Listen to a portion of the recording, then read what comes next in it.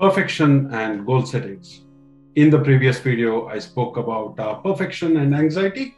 Here I'm speaking about all about perfection and goal settings, because one of the main thing what a so-called a perfectionist or a person who is in a race of perfection will do is actually having a goals, or having what he would call or she would call it as an high standard. I did the same thing.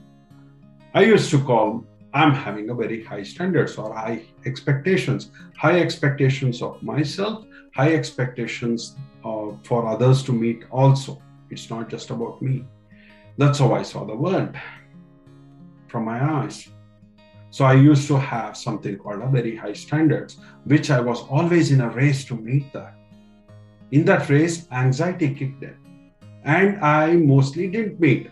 Either I used to skip the time, I used to skip the consistency, I used to skip a lot of things. How many of you all have registered for a gym and didn't go for a gym? How many of you all have so many books like me here? Didn't read those books. I've done it, right?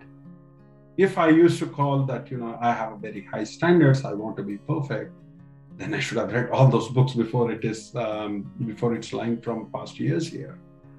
Or I should have been consistent in the gym, which I'm not. So what this pattern resonated is, I have a standard, which I call it as high standard, is not in fact high standard, it's low standard, because I'm not able to achieve the standards which I have created for myself and for others. It is low standard. How am I sounding now? So the way to fix this is, let's have a standard which can be achieved, right? Let's create standards which can be achievable. Let's have the big vision. No drama there.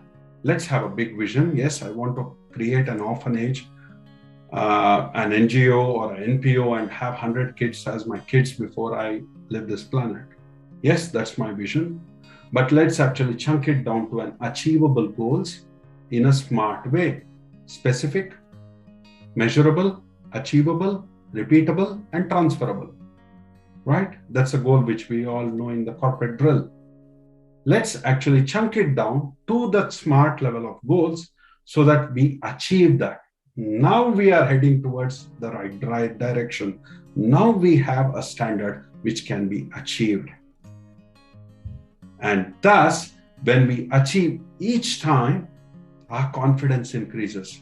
When we achieve each time, when our confidence increases each time, the anxiety would reduce. Because now we are fulfilling the need of significance. Now we are fulfilling the need of, being enough.